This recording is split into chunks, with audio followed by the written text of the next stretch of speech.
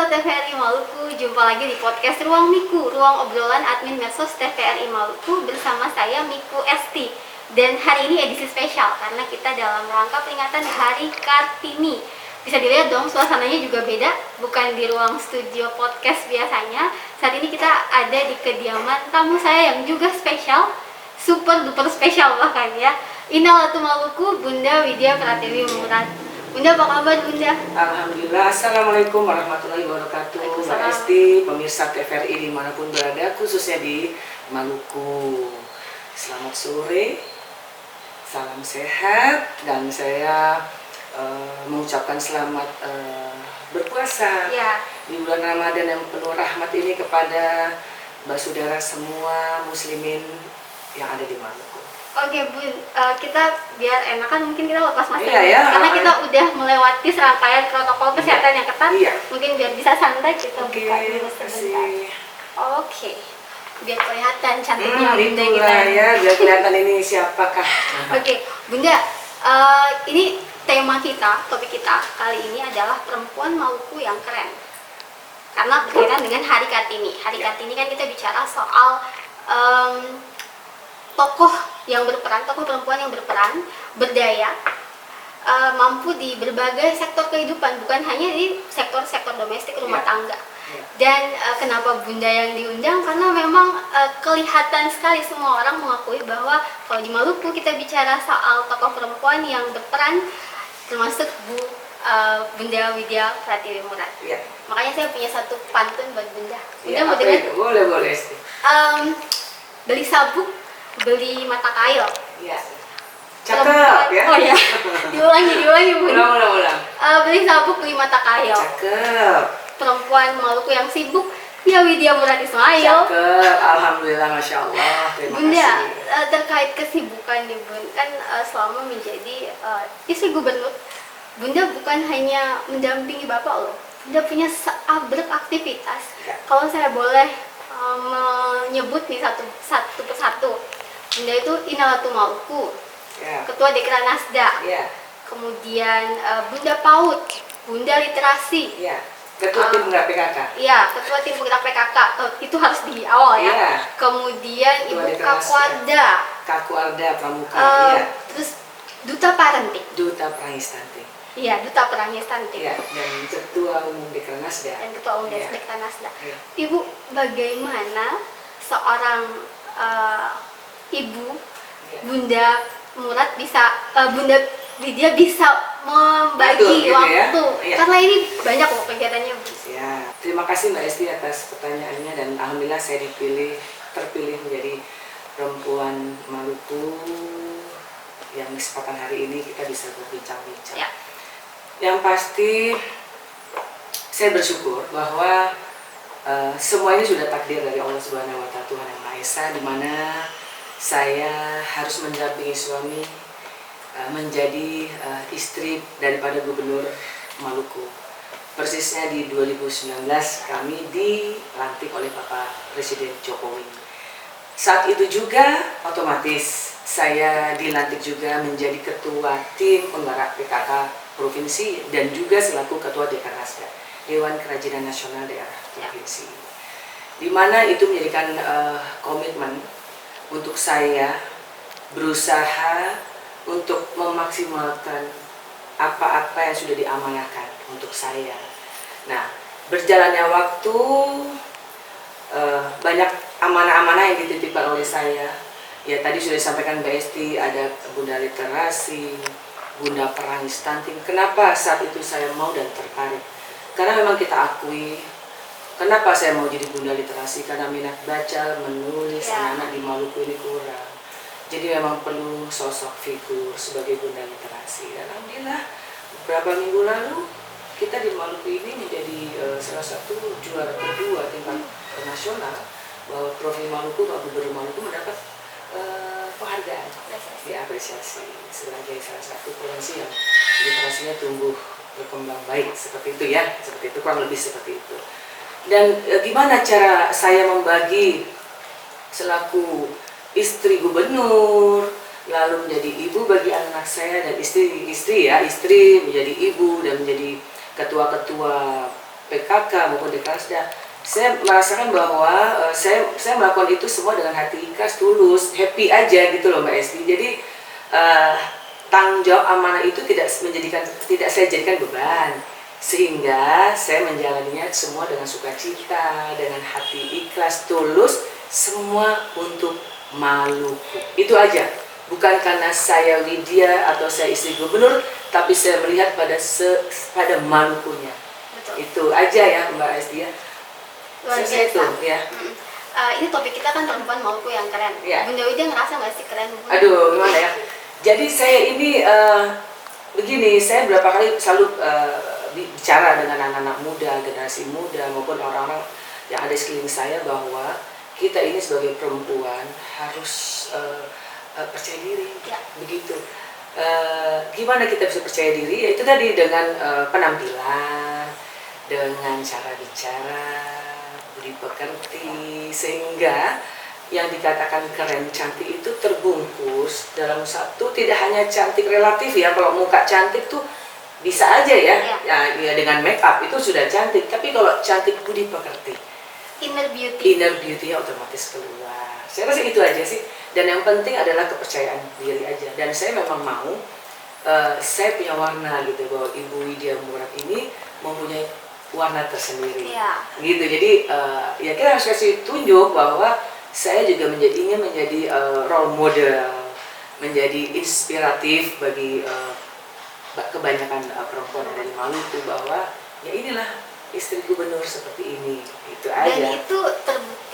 Kita juga melihat warna yang Bunda bawa di Maluku. Iya. Ya, saya pribadi termasuk salah satu yang amazed sama Bunda, karena salah satu contoh panutan juga, karena kan juga kebetulan saya berkeluarga dan saya juga bekerja. Jadi mau mengambil contoh gitu teladan bagaimana berperan di sektor keluarga, domestik, tetap jadi ibu rumah tangga yang baik, tapi juga bisa mengatur waktu untuk peran-peran kepublikan, berkarir, dan juga bisa tetap berekspresi gitu. Iya, setuju. Karena begini ya, kita perempuan, kodrat kita otomatis menjadi ibu bagi anak-anak kita. Ya, jadi satu sisi kita harus berperan jadi ibu untuk anak kita. Bagaimana kita menjadi sekolah pertama, madrasah pertama untuk anak kita, otomatis. Lalu bagaimana kita bisa mengatur waktu kita antara anak, keluarga, pekerjaan, dan tanggung jawab lain, termasuk mendampingi Pak Gubernur dalam kedinasan. Betul sekali. Dan itu butuh memang mengatur, memanage waktu itu kita sendiri, Mbak Esti ya. Jadi kadang-kadang orang berpikir ada ajudan atau aspri, itu pun mereka hanya sebatas membantu, tapi semua tergantung kita.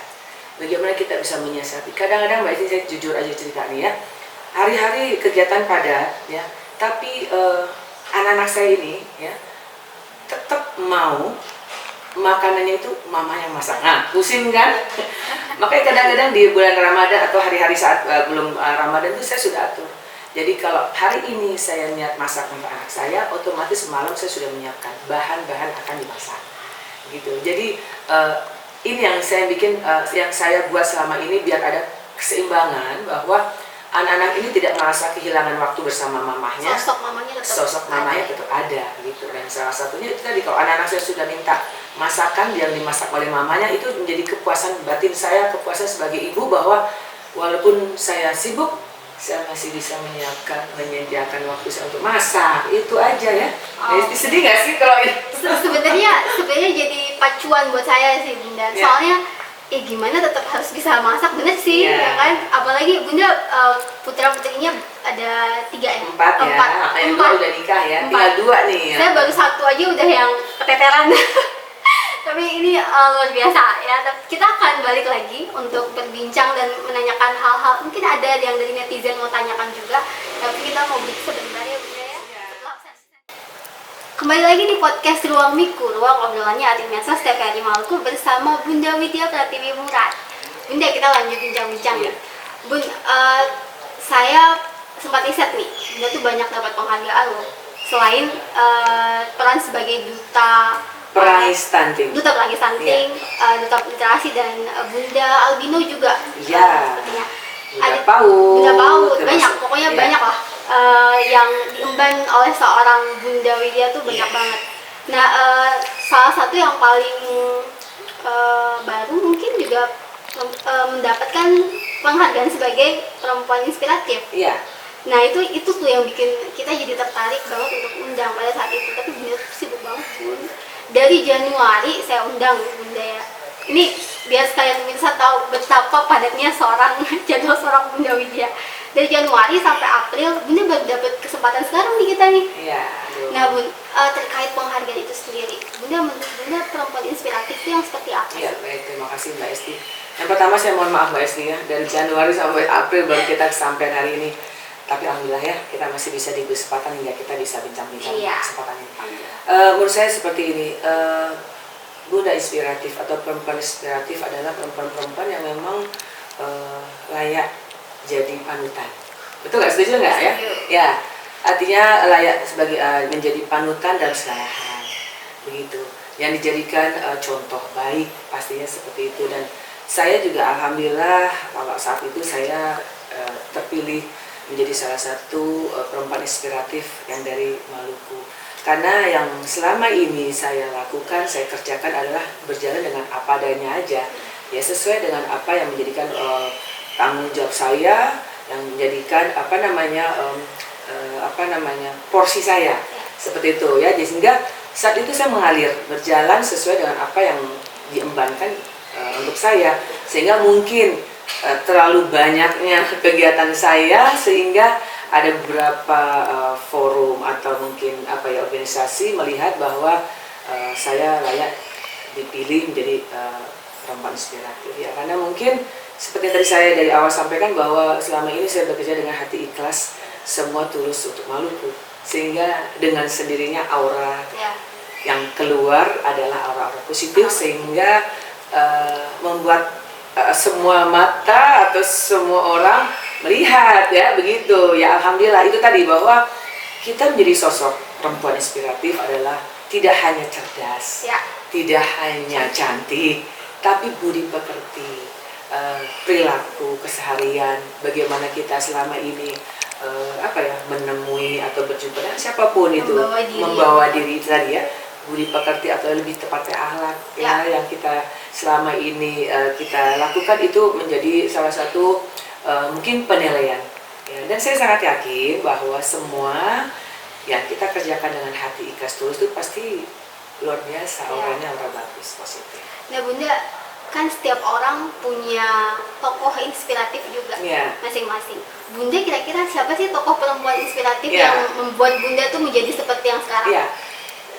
Mbak Esti sedih lah ya kalau kita bicara. Yang pertama pasti tokoh yang membuat saya hingga sekarang ini adalah mama saya. Kebetulan mama juga seorang almarhumah ya, di 2019. Kenapa? Dan seperti saya sampaikan bahwa mama, ibu, orang tua itu adalah sekolahan pertama bagi kita anak-anaknya. Di situ madrasah kita ya. Kenapa saya melihat bahwa ibu saya itu ibu yang luar biasa? Karena saya melihat bahwa ibu ini luar biasa. Karena gini Mbak Esti, saya backgroundnya bapak saya tuh dari tentara ya, angkatan laut, marinir persisnya. Bagaimana perjuangan seorang ibu saat itu dengan kesibukan bapak saya sebagai tentara yang pindah tempat dinas ke sana kemari itu, dengan membawa anak-anak ini satu pindah ke desa, ke kota lain, kota ke kota itu, bagaimana saya lihat tegarnya seorang ibu ya, di samping mendampingi suaminya waktu itu sebagai marinir dan membimbing anak saya hingga saat ini. Karena saya yakin sekali suksesnya saya Widya ini karena terbentuk dari orang tua saya. Jadi salah satu perempuan inspiratif yang memotivasi saya adalah orang tua saya. Karena dengan didikan orang tua saya sehingga saya bisa seperti ini. Begitu ya Mbak, itu dong pasti. Jadi terharu. Saya langsung ingat sama ibu di rumah. Iya, karena masih bersyukur Mbak Esti, masih ada orang tua, masih ada mama ya, masih harus disyukuri, dijaga. Karena kalau kita sudah tidak ada mama, ibu, perempuan yang selama ini membimbing kita, rasanya tuh kehilangannya luar biasa. Makanya setiap kali kita bicara orang tua, mama terkhusus, saya pasti sedih ya, karena gimana? Bunda langsung menitikan air mata nih. Iya, aduh maaf ya, ini ya inilah apa ya namanya anak ya, anak Ya, kepada ya. anak gitu. Pak. Oke. Mm-mm. Lanjut ke tentang kegiatan Bunda ya. Iya. Bunda kan tadi sempat nyebut soal duta Perangi stunting, ya, stunting. duta parenting. Bunda, apa yang dikerjakan Bunda Ya. untuk memerangi stunting? Ya, oke, baik, terima kasih. Jadi sebenarnya program stunting itu adalah program nasional. Pak Jokowi langsung menyampaikan bahwa prevalensi stunting di Indonesia cukup tinggi. Di Maluku itu di 2019 sebesar 34% prevalensi stunting. Ya, saat itu di 2019 sejak saya dikukuhkan menjadi ibu gubernur, dan saat itu juga di bulan Juli atas permintaan Dinas Kesehatan Provinsi Maluku meminta saya untuk menjadi duta perangi stunting. Karena di sini kita diskusi perlu figur seorang ibu, sosok ya untuk menjadi duta perangi stunting, duta parenting. Parenting itu kan artinya ada asuhan, pengasuh, mengasuh anak. Nah itu terkait sekali. Waktu itu saya kenapa mau? Karena saya lihat begitu banyak sekali anak-anak di Maluku yang memang hampir di 11 kabupaten kota itu ada stuntingnya. Stunting itu adalah orang lebih taunya sebenarnya kurang gizi yang kronis dan bentuk postur tubuh yang tidak sesuai dengan usia anak itu, begitu ya. Jadi memang terlihat sekali dan banyak sekali stunting di Maluku, Mbak Esti saat itu. 2019 saya langsung dilantik jadi duta perangi stunting, lalu saya turun bersama-sama dengan beberapa dinas terkait ya untuk convergence untuk sama-sama memerangi stunting yang di Maluku. Jadi saya turun setiap tahun itu hampir 3 kabupaten kota dan langsung kepada lokus-lokus desa-desa yang banyak stunting.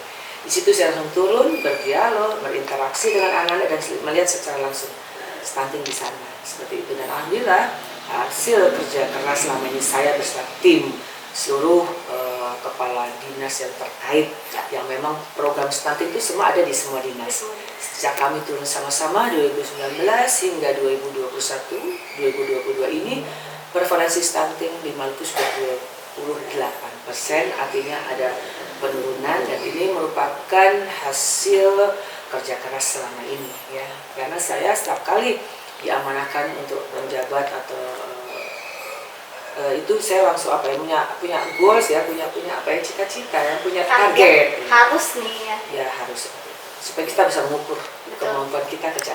Kita berharap juga masih ada beberapa waktu ke depan Bu Widya bisa menekan lagi angka prevalensi stunting ini supaya lebih rendah lagi. Ya, karena memang target dari Presiden Jokowi di 2024 prevalensi stunting itu tingkat nasional beliau mengharapkan sebesar 14 atau 15% nilai prevalensi stunting nasional. Ya, jadi kalau Maluku sekarang sudah 28, mungkin ya sekitar angka 20 ya Mbak ya.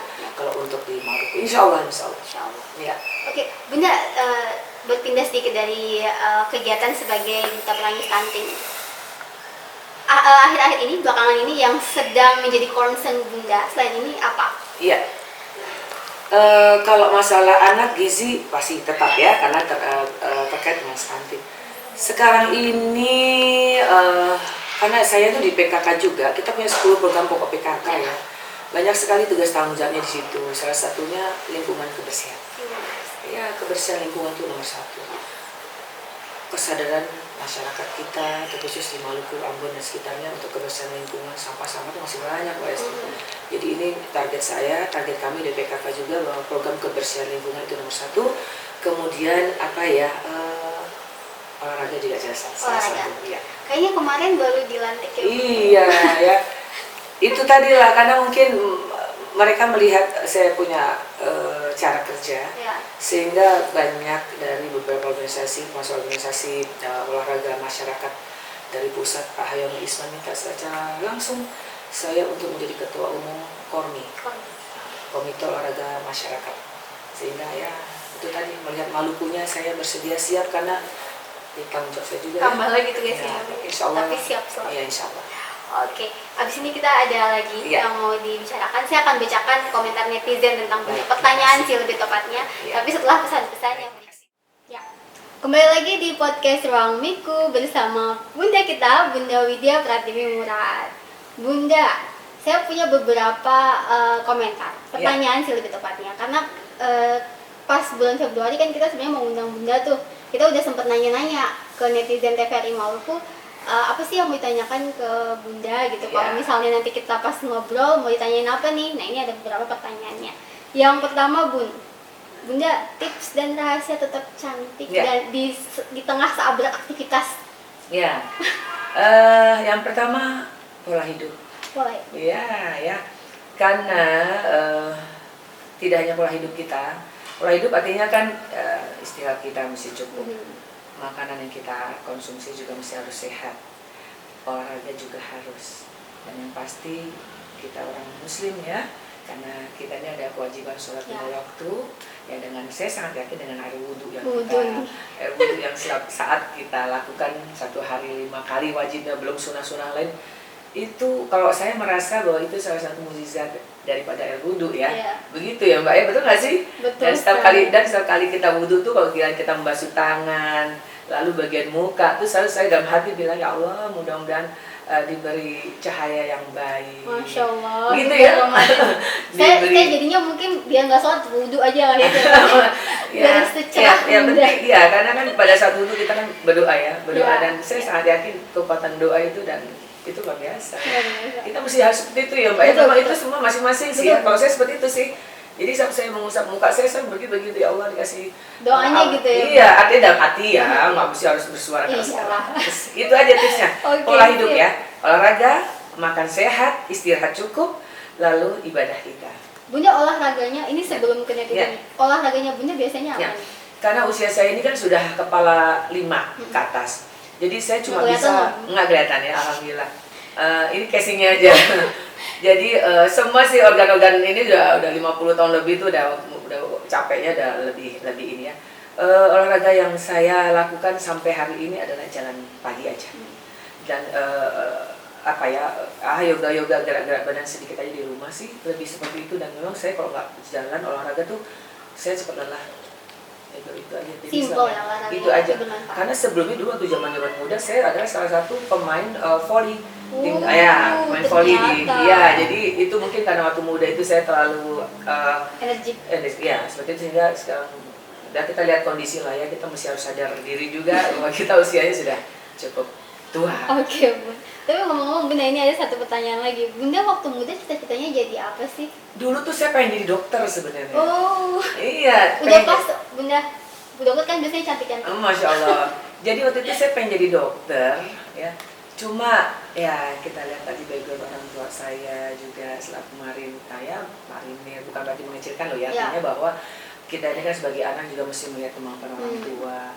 Tapi tidak hanya itu juga, saya juga kemampuan saya untuk akademiknya saat itu mungkin kurang lah, jadi sehingga tidak mencapai yang seharusnya saat itu ya. Tapi saya berpikir pada saat itu bahwa oke lah, saya rasa cita-cita boleh, tapi kalau saat itu emang Allah takdirkan untuk tidak menjadi dokter, bukan berarti saya berkecil hati lalu saya tidak berusaha yang lain-lain ya. Tetap semangat dan berbuat aja. Buktinya sekarang justru meskipun nggak jadi dokter, amanahnya justru lebih luar biasa lagi. Iya, justru saya sekarang bisa turun langsung melihat anak-anak yang kurang gizi dan langsung ngomong ke dokternya malahan. Iya, alhamdulillah. Itu yang saya lakukan Mbak Esti. Jadi saya lebih kepada kegiatan kerja sosial. Nah, itu peluang kesempatan untuk saya kerjakan. Karena begini, kita ini diamanahkan menjadi pimpinan, itu kita masih harus lain, kita harus amanah, harus kita berbuat, harus ada kerja nyata yang kita lakukan. Saya ingin selagi menjadi istri gubernur, saya ingin kerja nyata, sehingga saya lakukan ini membawa kemaslahatan, kebaikan, dan menjadi cita-cita baik ke depan. Jadi rekam jejak yang baik, supaya bisa menjadi inspirasi bagi ibu pimpinan ya, sehingga bisa jadikan role model tadi bahwa bisa kita menjadi pimpinan, mari kita bekerja dengan ikhlas, berbuat dan berbuat. Itu aja. Mantap. Satu lagi Bun. Terlalu banyak ya Mbak ngomongnya ya saya? Oh enggak, Bunda. Bunda, minta quote favorit Bunda dong buat para milenial, karena biasanya nonton podcast suamiku tuh milenial atau generasi Z juga nih yang nonton, masih muda-muda. Ada kutipan favorit yang bisa jadi motivasi? Ya, selagi muda ya banyak apa ya?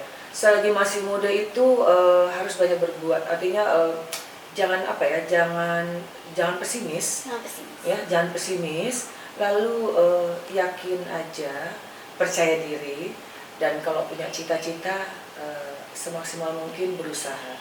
Ya, karena di samping kita ikhtiar berusaha, dan saya sangat yakin garis tangan kita semua sudah ada. Ya. Itu ya, jadi selagi muda harus yakin, optimis akan masa depannya. Mantap. Gitu kan ya? Ya. Saya rasa itu yang lebih percaya diri, optimis, yakin masa depannya baik. Itu aja ya. Sip, Bunda. Betul nggak? Setuju nggak? Betul dong. Bunda, Ya, ya. ini masih dalam rangka Hari Kartini. Ya. Makna peringatan Hari Kartini buat Bunda sendiri apa? Ya, Kartini itu adalah sosok inspiratif ya. Tidak hanya pintar, cerdas, adalah perempuan yang berani. Berani. Ya, seperti itu. Berani berbuat, berani mengatakan yang benar-benar, yang salah itu salah begitu. Jadi di momen Kartini ini ya mari kita belajar banyak mencontoh para tokoh-tokoh perempuan inspiratif maupun pahlawan-pahlawan perempuan kita yang ada di Indonesia. Banyak ya pahlawan perempuan yang ada di Indonesia, termasuk mungkin yang di Maluku ini ada Christina Mata ya, salah satu juga pahlawan perempuan yang ada di Indonesia. Saya rasa itu aja ya. Ya. Oke Bun, terakhir. Tentunya ini pertanyaan yang selalu saya tanyakan ke teman ngobrol di podcast Bang Miku. Apa harapannya untuk anak muda zaman sekarang? Apalagi kalau kita bicara dalam konteks Kartini, Hari Perempuan, ini kan ada istilahnya woman support woman, perempuan mendukung perempuan lainnya gitu. Karena kebanyakan Bunda nggak tahu ini Bunda mengalami atau enggak, kadang-kadang tuh teman-teman kita sendiri tuh yang saling nyinyir satu sama lain. Kita bikin ini ada yang komplain, kita bikin ini ada yang komplain gitu. Nah, pesannya supaya generasi muda zaman sekarang, terutama yang perempuan muda itu bisa saling mendukung satu sama lain. Mungkin dari Bunda mau menyampaikan sesuatu. Iya, tetap bahwa saya bilang bahwa perempuan itu bukan kelompok perempuan yang lemah begitu ya.